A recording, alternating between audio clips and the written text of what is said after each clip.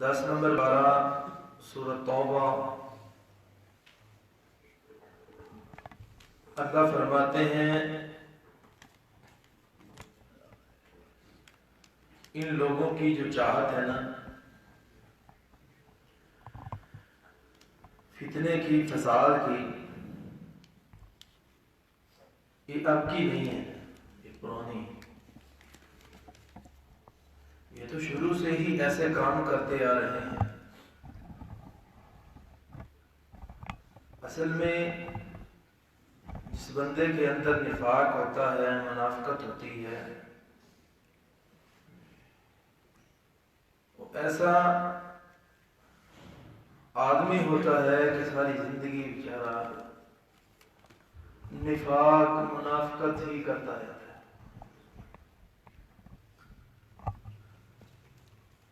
اور خود بھی پریشان ہوتا ہے، اوروں کو بھی پریشان کرتا ہے۔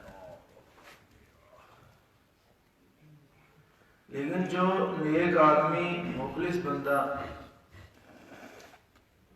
وہ ہر وقت چالیں نہیں سوچتا، اس کی خواہش ہوتی ہے کسی نہ کسی طرح دین پر چلا جائے، دین اسلام کو محفوظ کیسے کرنا ہے، کیسے بچانا ہے، کون سا ذریعہ کہ میں بھی، میری اولاد بھی، میرے بچے بھی، ہم سب اللہ کے دین پر چل پڑے۔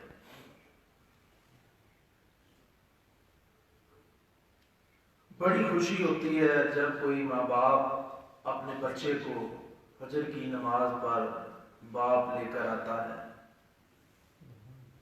کھڑا کرتا ہے، نماز سکھلاتا ہے، دین کی باتیں اسے سمجھاتا ہے۔ اللہ کی قسم بہت بڑا کام ہے، بہت بڑا کام اس نے کیا۔ ملک کے نامور خطیب ہیں، اسی جمعے وہ بیان کر رہے تھے کہ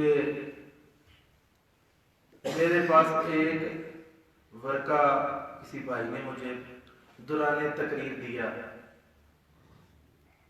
جب میں نے وہ ورقہ پڑھا تو میرے اندر سے 2 مرتبہ چیخ کی آواز نکلی ورقہ پڑھنے کے بعد۔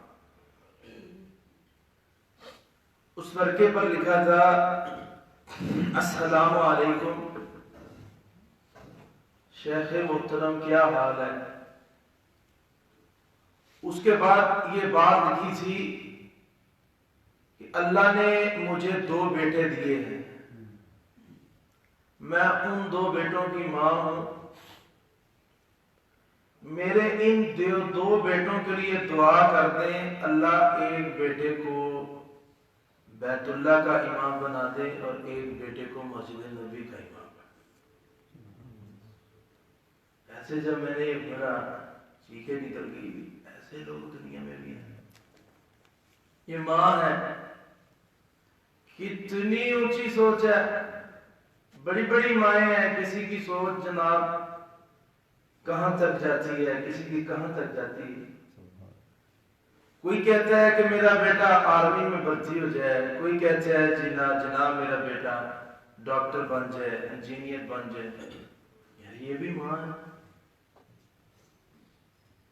کتنی بڑی سوچ، صرف سوچ ہی نہیں، انہوں نے کہا دعا کرے اللہ بنائے، اس کے لیے تو مشکل ہے۔ کہتے میں واپسی پہ دعا کرا کے آ رہا تھا، 2 دن کے بعد اس عورت کا پھر فون آیا، آپ بڑے وظیفے بتاتے ہیں، کوئی ایسا وظیفہ بتائیں جو میں پڑھوں، اللہ میرے بیٹوں کو امام کعبہ اور امام مدینہ بنا دے۔ میں یقین کر کے جا رہا ہوں، جب میں نے یہ بات سنی میں خود حیران رہ گیا کہ ایسی ماں، اللہ کی قسم آج تک میری سوچ بھی ایسی نہیں بنی، کیونکہ ہم نے یہ سوچا ہوا ہے نا کہ ایسے ہو ہی نہیں سکتا بھی میرا بیٹا اور اتنی دور چلا جائے۔ ہم نے تو امریکہ تک سوچا ہے اور بڑی بڑی دور تک سوچا ہے. یہ نہیں سوچا کہ جس کو اللہ نے ہدایت کا گڑھ کہا ہے، ہدایت والی جگہ کہا، جہاں اخلاص اور مخلصین لوگوں کی جماعتیں کھڑی ہوا کرتی تھی. ہاں اللہ فرماتے ہیں یہ بندے جو ہیں نا یار وقت فتنہ ہی سوچتے ہیں. ہر وقت ان کی یہ سوچ ہے کسی نہ کسی طرح دین اسلام کو تباہ کر دیا جائے. ہاں میں یہ اب کی نہیں ہے، یہ شروع کی ہے.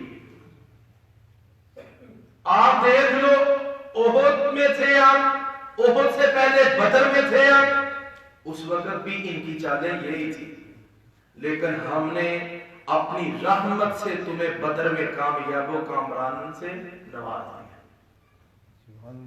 ان کے منصوبے تھے کسی نہ کسی طرح ہم ان کو پریشان کر دیں، لیکن ہم نے پریشان ہونے دیا. ہم نے تمہیں غالب کیا اور کر کے دکھایا.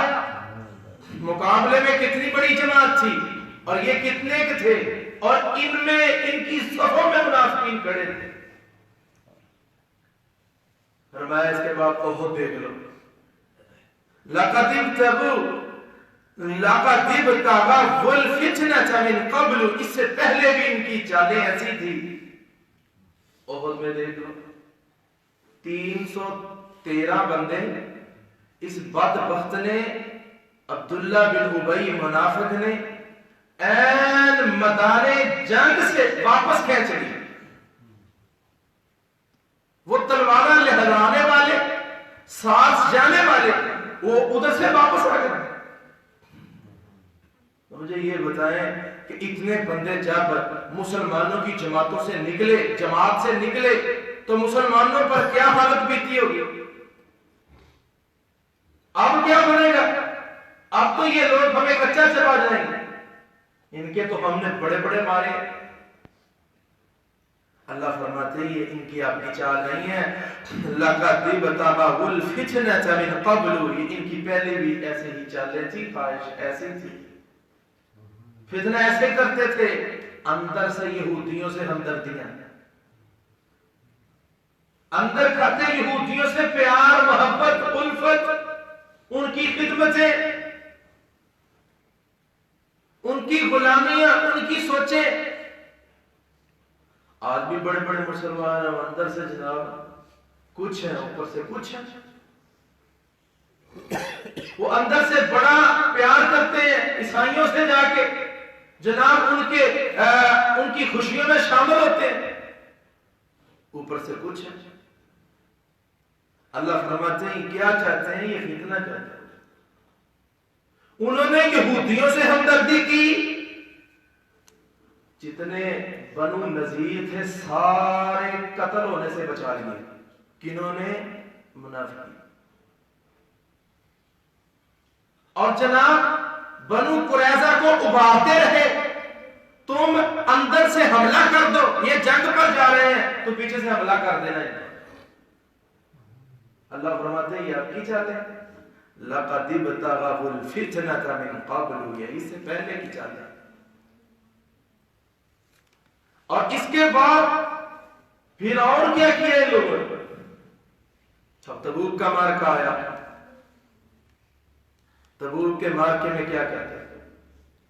وہ رہنے دو جی، تمہیں کیا ضرورت ہے اتنا لمبا چوڑا سفر کرنے کی؟ اوتھے فصل پکی پئی ہے، وہ وڈن والی پئی ہے، تہنوں پہ گئی ابھی جنگ تے ٹوٹ جائیں گے. یہ ساری چالیں اور سازشیں ان لوگوں کی تھی. اللہ فرماتے ہیں دیکھ لو ایک مسجد تھی، اسی حالت تک ہوا جس کی بنیاد ہم نے تقوی پر رکھی. انہوں نے مقابلے میں مسجد زرار مورچہ بنایا جو نفاق پر مبنی تھی، منافقت پر مبنی تھی. یہ چالیں کن کی تھی؟ اللہ فرماتے ہیں لقد ابتغوا الفتنة من قبل وقلبوا لك الامور، تاکہ تمہیں تمہارے معاملات میں خلط ملط کریں، تمہیں الٹ پلٹ کر کے رکھ دیں. یہ ان کی شروع سے چالیں ہیں. جب مکہ فتح ہوا اس وقت بھی چالیں تھے. فرمایا لیکن اللہ کی مدد ایسی آئی اللہ فرماتے حتیٰ جاء الحق، حتیٰ کہ حق آ گیا، وظہر امر اللہ، اور اللہ کا حکم ظاہر ہو گیا۔ فرمایا وہم کارہون، جبکہ یہ چاہتے نہیں تھے، ناپسند کرتے تھے۔ سارا عرب دین اسلام میں آ گیا، فتح مکہ کے بعد، تبوک کے بعد سارے عربی مسلمانوں، اللہ فرماتے ہیں یہ نہیں چاہتے، ان کی چاہت یہ تھی کہ یہ ان کو نقصان ہو، یہ پریشان ہو، اور ان کے معاملات ہم الٹ پلٹ کر کے رکھ دیں، لیکن ہم نے ان کو کامیاب کر کے دکھایا۔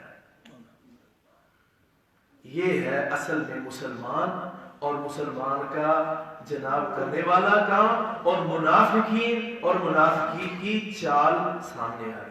پیچھے کیا تھی؟ دولت، مال۔ آج بھی بڑے بڑے ایسے لوگ ہیں برادریوں میں، رشتہ داروں میں، اتنا جہیز چاہیے، اتنا مال چاہیے، اور بڑا بڑا عرصہ بچی بیٹھی رہتی ہے صرف اسے اس کی خواہش پوری کرنے کے لیے، اس کی لالچ کو پورا کرنے کے لیے۔ ہاں میں اس بندے کو بھی جانتا ہوں جو ایک بہت ہی قیمتی ترین آدمی، ہاں رہنے والا شہر کا پاسی، بڑا امیر ترین بندہ تھا، لیکن اس بندے نے کیا کیا؟ اپنی خوبصورت بیٹی، قد و کاف والی، ہاں سفید رنگ والی اپنی بیٹی کو جب نکاح کے لیے اس نے دیا، تعلیم یافتہ تھی، کس کو دیا؟ یہ دیکھا یہ جو بندہ ہے جس کو میں دے رہا ہوں اس کے اندر نفاق تو نہیں ہے، نمازی ہے، نیک انسان ہے، تھا غریب۔ آج بھی مجھے یاد ہے اس کے گھر کے اندر، گاؤں میں رہنے والا لڑکا تھا، اس کے گھر کے اندر باتھ روم بھی نہیں تھا، لیکن اس نے اپنی بیٹی کو کیوں دیا؟ نہیں ہے دولت تو کچھ نہیں ہوتا، مال نہیں ہے تو کچھ نہیں ہوتا، اس کے پاس ایمان کی دولت تو موجود ہے۔ اور آج بھی دنیا جانتی ہے کہ سب سے قیمتی ترین اگر اس گاؤں میں کوئی جوڑا ہے تو وہ دونوں کا ہے۔ اور بچی نے بھی لاج رکھی اپنے ماں باپ اور نبھا کے دکھایا کہ میرا خاوند نمازی انسان ہے، نیک انسان ہے، ایماندار انسان ہے۔ یہ باتیں اللہ کی قسم اخلاص کی، مخلص آدمی کی، نیک بندے کی، اور جو ہر وقت سوچتا رہے، سازشیں کرتا رہے، منافقت کرتا رہے، اللہ نے آخر پہ کیا فرمایا؟ وَظَهَرَ أَمْرُ اللَّهِ۔ لوگوں سن لو، آخر پہ کامیاب کون ہوتا ہے؟ آخر پہ کامیاب ہونے والا ایماندار بندہ جو پھٹے پرانے کپڑے پہن کے نبی کے سامنے بیٹھا کرتے تھے، آئے مکے سے تھے، پیدل چل کے آئے تھے، اللہ فرماتے وَظَهَرَ أَمْرُ اللَّهِ وَهُمْ كَارِهُونَ۔ ان لوگوں نے واپس ایسا اللہ کا غلبہ کر کے دکھایا، ساری عرب کنٹری کو ان لوگوں نے مسلمان کر کے دکھایا، اور اللہ فرماتے ہم نے ان لوگوں کو غالب کر دیا۔ اللہ سے دعا ہے اللہ ان لوگوں کا ساتھ نصیب فرمائے۔ آخر دعوانا الحمدللہ۔